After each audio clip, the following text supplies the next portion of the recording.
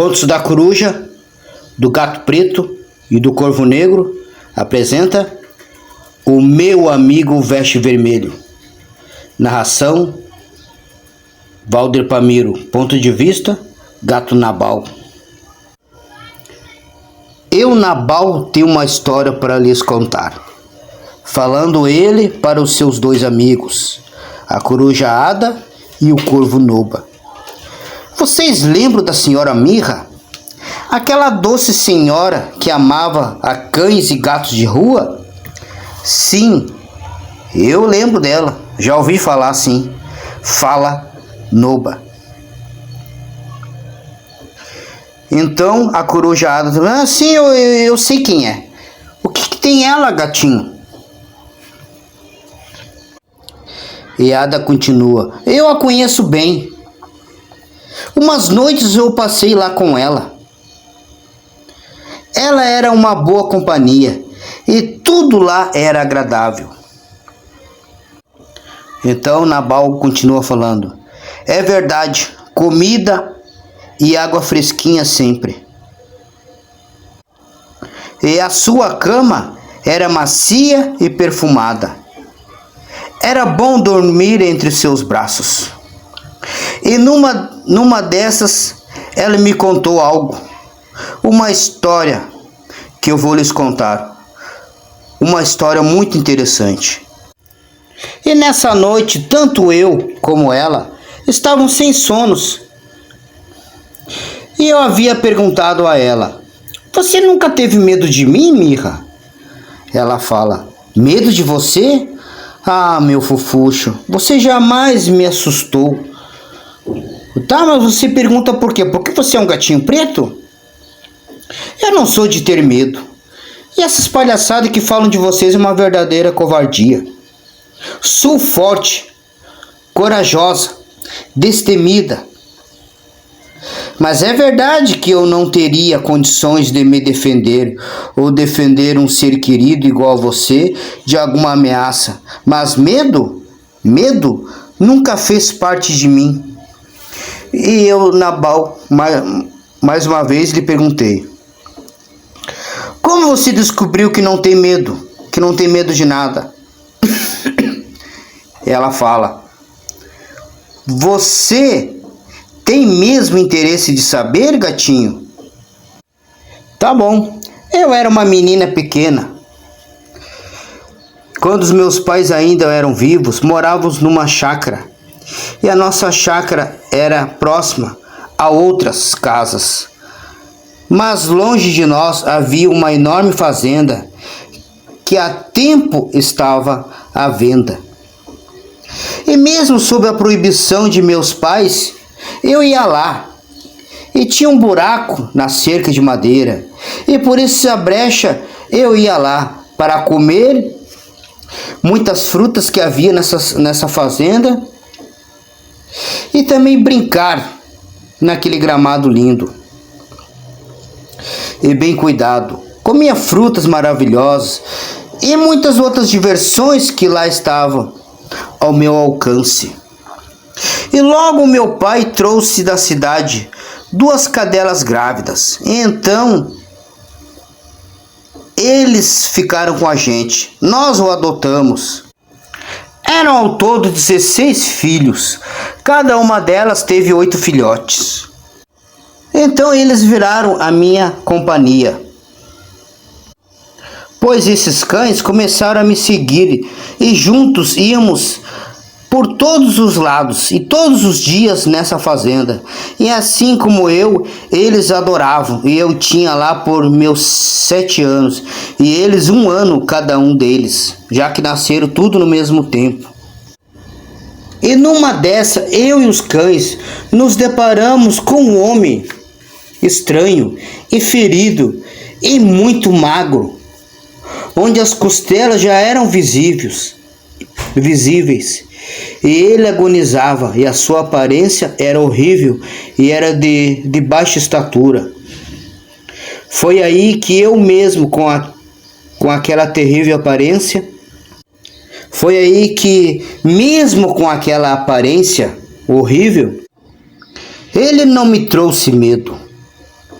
pois devia. Qualquer criança com a minha idade, ou até mesmo um adolescente ou um adulto, ficaria terrivelmente apavorado e com muito medo do tal homem estranho. Mas aos cães ele os assustou, e todos os cães recuavam e latiam de forma desesperada, olhando para o tal homem. Eu, porém, não entendo como, mas não tive medo, e sim queria entender o que havia acontecido com ele, e tive preocupação com aquele homem. E ele pedia socorro para mim e até para os cães. Sim, ele gritava para mim e gritava olhando para os cães e dizia: por favor, me ajudem, eu estou sofrendo, me ajudem. E mesmo sofrendo e clamando por ajuda, ele mostrava muita fúria e ódio. E logo prestando atenção nele, ele era um vampiro. Acredita nisso, gente? Ele era uma criatura, e essa criatura, ele era um vampiro da noite. Eu fiquei surpresa, porque eu achei que eles não existiam. E ali estava aquele homem magro, pálido, fraco, porém com um aspecto horrível e terrível, e tinha uma aparência monstruosa. E ele se apresentou pedindo socorro para nós. Ele estava envolto de uma roupa meio que envelhecida e rasgada, de cor vermelha. Ele vestia vermelho e sua pele era rosada, quase que para pálida. E eu pensei: ele tem fome e sede, porque é isso que os vampiros têm, fome e sede. Mas o que eu poderia dar para ele? Então eu disse a ele: nós já voltamos, vamos te alimentar. E fraquíssimo ele falou: não vá, nada que vá me trazer me alimentará. Todo alimento que você me trazer, aquele alimento que vocês comem, será em vão. Não é disso que eu me alimento. Sim, ele era um vampiro, eu entendia isso, mas o que eu deveria dar para ele? Eu não sabia. E eu lhe disse: então o que eu farei? Não lhe darei nenhum de meus cães. E não será possível trazer a você alguma galinha ou algum outro animal, porque é só galinha que nós temos na chácara. Estou aqui, mas eu desobedeci meu pai e minha mãe. Eu não devia estar aqui. Você está me falando que iria me trazer uma galinha se fosse possível? Ah, jovem, também seria em vão. Apenas sangue humano me alimenta. Então eu lhe perguntei: o que eu faço para te ajudar? Eu acho que não há muito do que você possa fazer por mim, menina. Mate-me com um machado. Você é muito pequena, mas por favor tente e me livre desse sofrimento. Como você mesmo percebeu, eu não seria capaz de tirar a minha própria vida, porque estou muito fraco para isso. E por mais que eu tenha dor, esteja faminto, eu não teria coragem. Então a velha mirra me falou: Nabal. Então eu fiquei com medo, pensei: ele quer minha aproximação e ele pode me atacar. Por isso que ele quer que eu chegue perto com essa conversa de tirar a vida dele. Porque eu vou ter que me aproximar muito dele para lhe dar algum golpe, seja de facão, de pedra ou desse tal machado que ele tanto fala. Você é muito esperto, criatura, você quer me atacar. Realmente meus cães são muito espertos em se afastarem de você. Eles entendem qual é a tua intenção. Você quer me atacar e ganhar um pouco de força para depois atacar os meus cães, não é mesmo? Então ele falou para mim: Nabal, eu jamais me alimentei em toda a minha existência, longos anos que eu vivo, de algum animal. Sempre foi sangue humano, mas pelo seu tamanho, o seu sangue não seria o suficiente para que eu morresse. Apenas retardaria o inevitável. Eu morreria em poucos dias, pois o teu sangue seria pouco demais para me manter vivo. Você é muito pequena e observando você eu vejo, você tem algum problema em seu sangue, então ele não é forte o suficiente para me livrar da morte. E ele, olhando para mim, ele disse: eu estou sobre uma corrente criada por feitiçaria. O meu inimigo me prendeu. Você jamais conseguiria danificar e me libertar dessas correntes. Mas eu, com as minhas forças renovadas, eu conseguiria me livrar dela. E eu, olhando para ele, eu vi que as suas vestes vermelhas, ressequidas, estavam cobrindo aquela corrente que o prendia também ao chão. Então eu vi que realmente ele não conseguiria me atacar de maneira que pudesse me envolver e então sugar o meu sangue. Ele estava fraco demais para isso. Ele precisaria de muito esforço e movimentação para tal coisa. Mas mesmo assim eu tinha medo e não acreditava muito nele, porque a fome poderia fazer com que ele lutasse para se alimentar de meu sangue ou de algum bichinho meu. Ele, olhando para mim, mais uma vez ele disse: se você quer que eu viva, então você tem que me trazer sangue humano. Mas mesmo assim eu preferia que você me tirasse, me matasse. Isso se você seria capaz. Sim, você me livraria do meu sofrimento e iria impedir que eu continuasse me alimentando de pessoas inocentes, ou daquelas não tão inocentes. Mas então, o que você prefere? Vai me alimentar ou vai me livrar dessa dor de outra forma? E dessa forma seria a mesma coisa que você encontrasse um cão preso, correndo risco de morte. E assim você libertou ele, assim você pode me libertar. Só vem escolher a maneira pela qual você há de me libertar. Qualquer uma delas eu serei grato.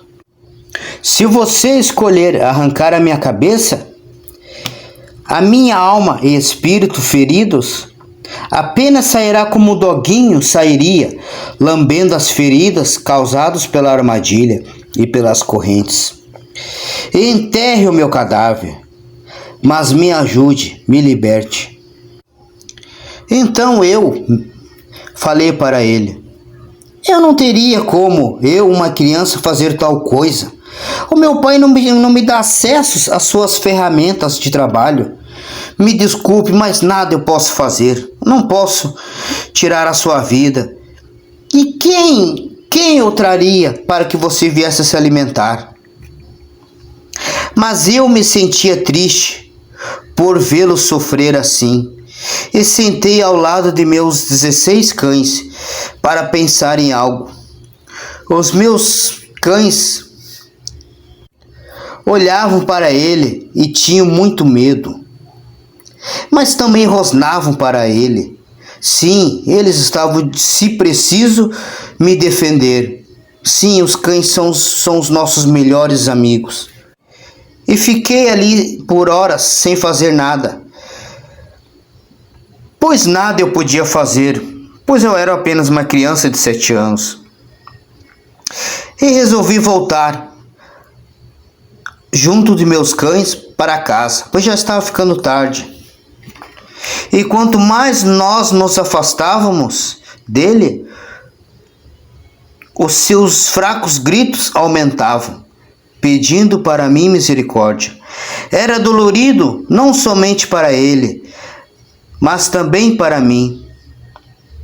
E eu nem cogitei em olhar para trás, pois não adiantava nada olhar para trás, apenas aumentaria a minha dor e o sofrimento dele não iria ter fim em apenas um olhar. E chegando em casa, mesmo em casa, o seu clamor de socorro não saía da minha cabeça. E na janta o meu pai trouxe um assunto sobre a mesa. Mulher, você sabe o Fernando, o caseiro que fica lá na fazenda de baixo? Então a Neiva, minha mãe, fala: claro, o que tem ele? Estão acusando ele de estrupar meninas e mulheres adultas, crianças. E você tem a coragem de deixar Mirra sair sozinha por aí?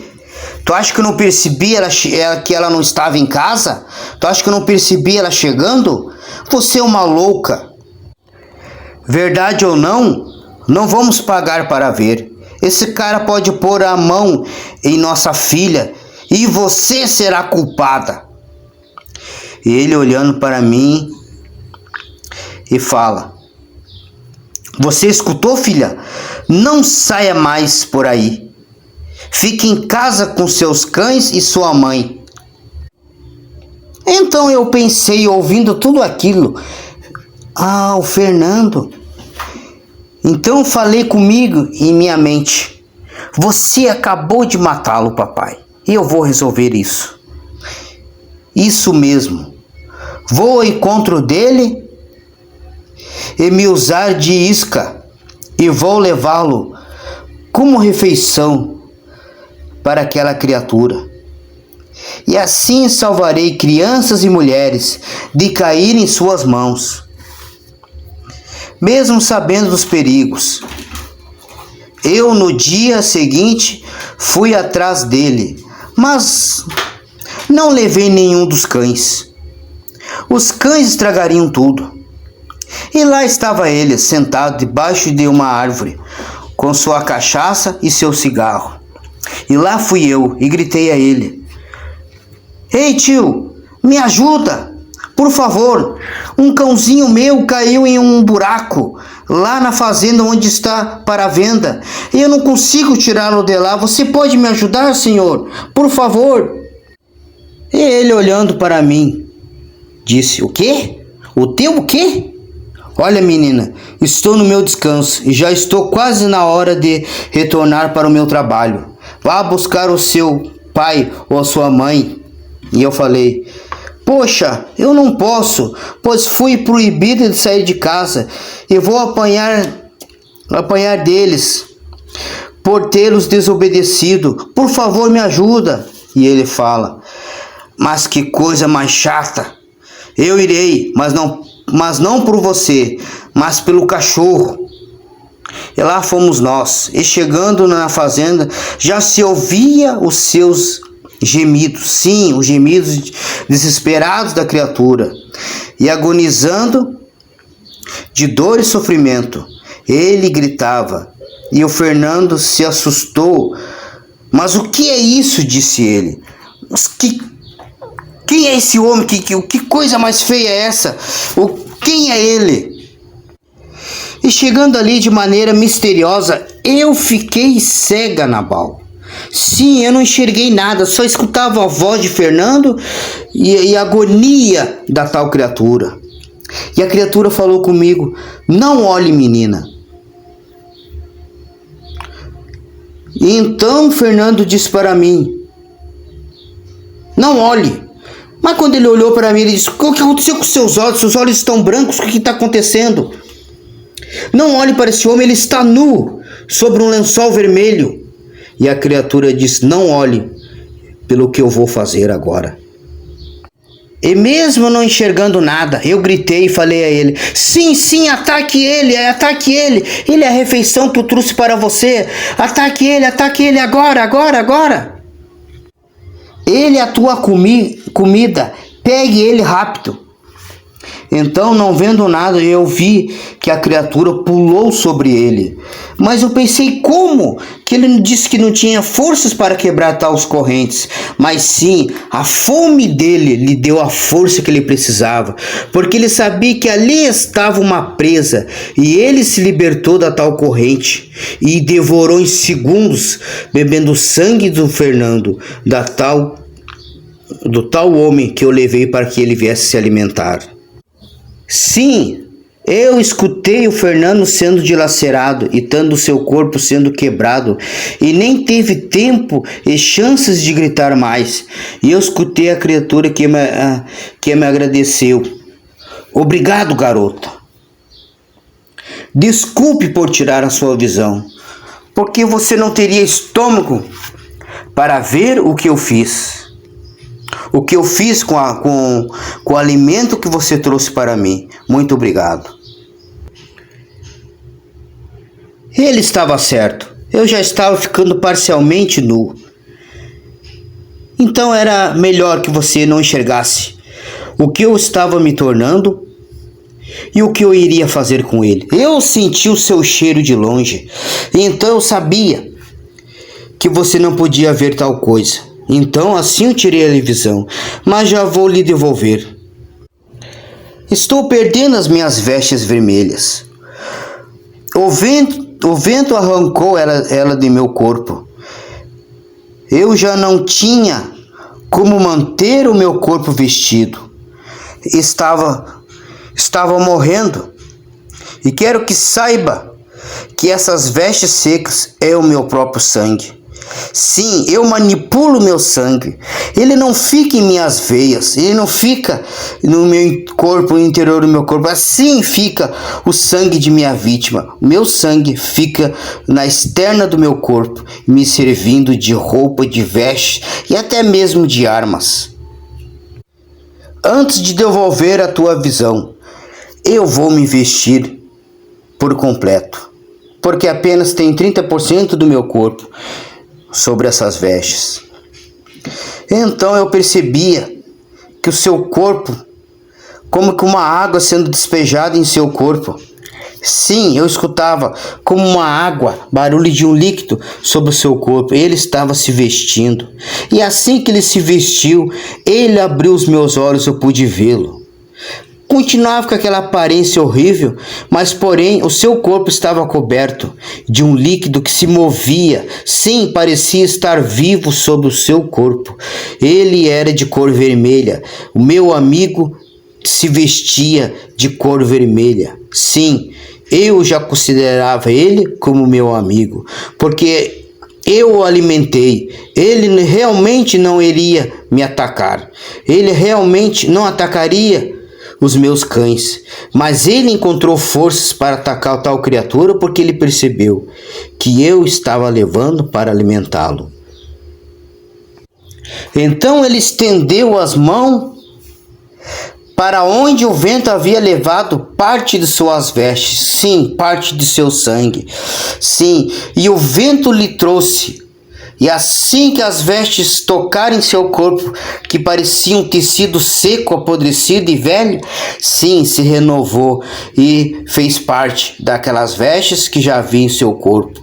Sim, ele fez com que o vento ficasse ao seu favor e trouxe de volta as vestes velhas que faziam parte do seu corpo. Sim, pela sua fraqueza e seu sofrimento havia sido tirado do seu corpo pelo vento. O vento que lhe tirou, o vento lhe devolveu. Mas novamente as correntes brotaram do chão e pegaram sobre os seus punhos e sobre o seu pescoço e os puxaram para o chão, pondo ele de joelhos. Eram correntes negras e tinham muita força sobre ele. E ele lutava contra as correntes e nada pôde fazer.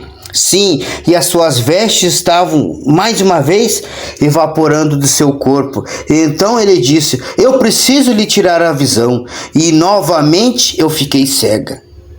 Ele disse: eu vou ficar nu e tu não pode me ver assim.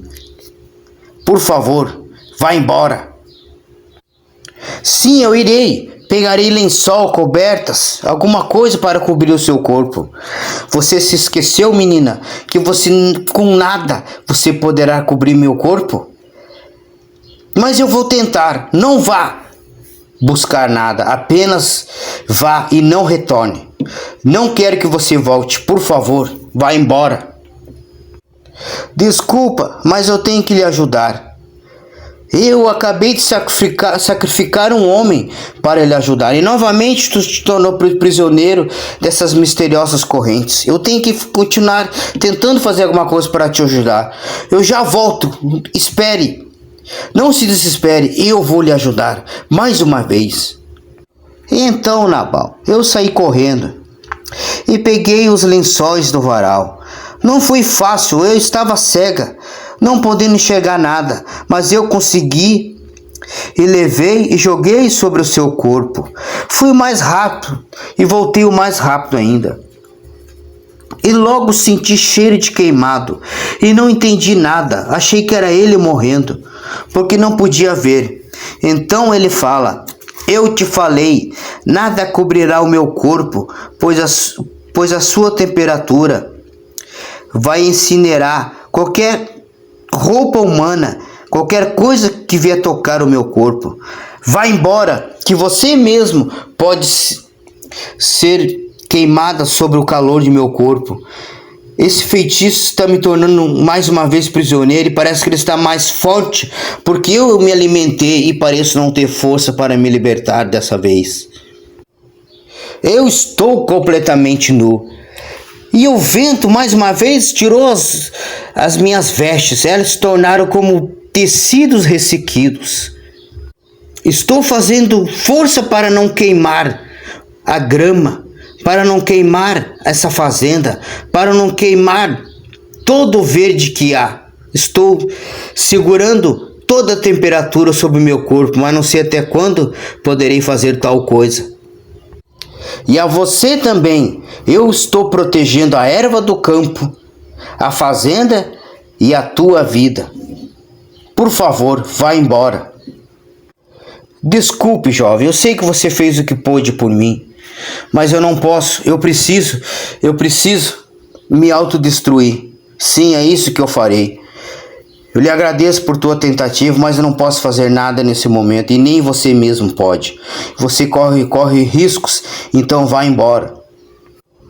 Então, Nabal, eu vi que as correntes entravam de volta para dentro da terra, puxando ele, fazendo com que ele ficasse preso sobre a terra, sem forças de movimentar qualquer parte do seu corpo.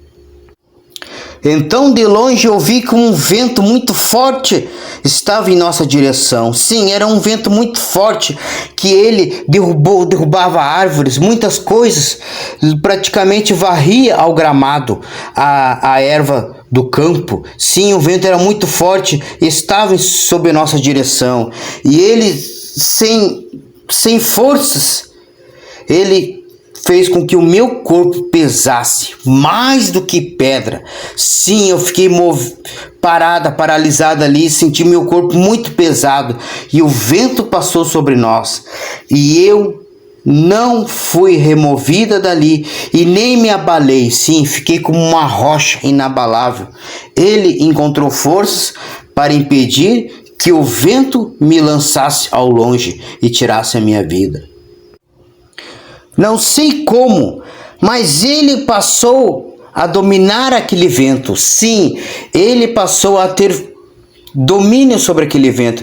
E ele lançou aquele vento em direção em suas vestes. Sim, que era o seu próprio sangue. As suas vestes vermelhas, que estavam espalhados entre árvores, como tecidos velhos, secos, e como roupas destruídas pelo tempo e pela tal criatura que com certeza manipulou de primeiro modo o vento e assim fez dele um prisioneiro. Sim, alguém estava ali e queria o fim do meu amigo que vestia vermelho. Sim, e veio mais um turbilhão de vento, agora dominado por ele. Sim, agora manipulado por ele. E aquelas roupas entraram em seu corpo, cobrindo seu corpo. E então ele passou a fazer força e passou a vencer aquelas correntes criadas por feitiçaria. Ele conseguiu se libertar. Como eu percebi? Eu não podia ver nada, mas eu podia perceber que tudo isso estava acontecendo. Eu era como uma rocha que não me movia. Eu sentia a força do vento, com muita força batendo sobre mim, mas nada aconteceu comigo. E eu vi que ele venceu as correntes que brotavam do chão.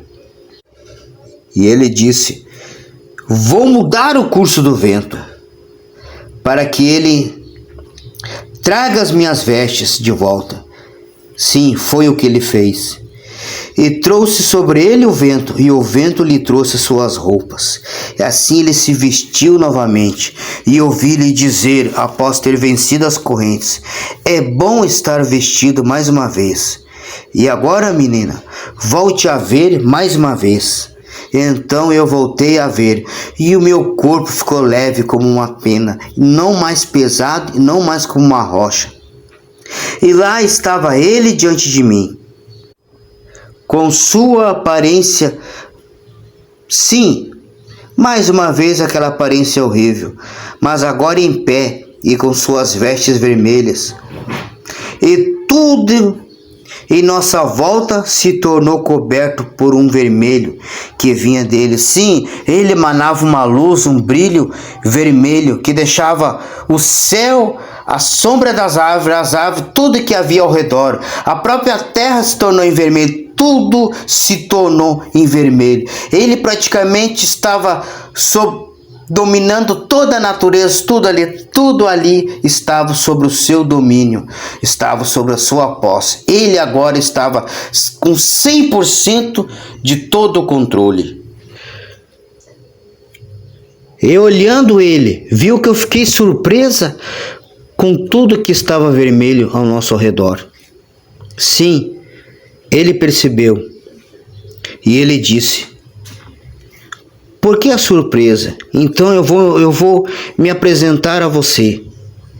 Eu sou o Sombra Vermelha. E onde estão os teus pequenos? Se referindo a meus cães. Eu quero recompensar você e a eles. Sim, todos vocês serão recompensados, e eu posso recompensá-los como agradecimento. Porque dizer obrigado não é o suficiente. Seria muito injusto e mau agradecimento de minha parte. E as suas vestes vivas e vermelhas se tornarem um terno lindo com um grande casaco. Ele arrancou parte dela e estendeu a mão com parte de suas vestes para mim. Sim, e era esse o presente que ele queria me dar. Sim, e daquele pedaço ele criou lindas coleiras de cor vermelha para todos os meus 16 cães e um belo casaco para mim. Sim, todos de cor vermelha. Eu amei, era um casaco muito lindo. E as coleiras eram todas estilosas, eram lindas, eram bem trabalhadas, havia muitos enfeites nelas, eram lindas demais. Eu fiquei muito feliz e muito grata. Mas não eram simples coleiras ou um simples casaco feminino. Com o tempo passei a perceber o que era esse tal presente. Então ele jogou as coleiras para o céu e disse ao vento: leve-o para os meus amigos. Sim, chegue até eles, esse é o meu presente. Eu lhe ordeno, vento, que coloque sobre os seus pescoços esse presente e não lhes cause dano algum. E assim as coleiras foram jogadas em direção aonde estavam meus pequeninos, meus 16 filhos. E olhando para ele eu pensei: preciso lhe trazer mais comida. E ele, de maneira surpreendente, ouvindo meus pensamentos, disse: menina, não precise mais. Agora eu posso caçar. Agora eu posso andar com minhas próprias pernas. E então me defender e fazer tudo o que eu quero. Eu sou grato a você, menina. Você não será mais necessária, mas sim há uma grande gratidão sobre mim, sobre a tua vida e sobre os seus amigos, seus animais.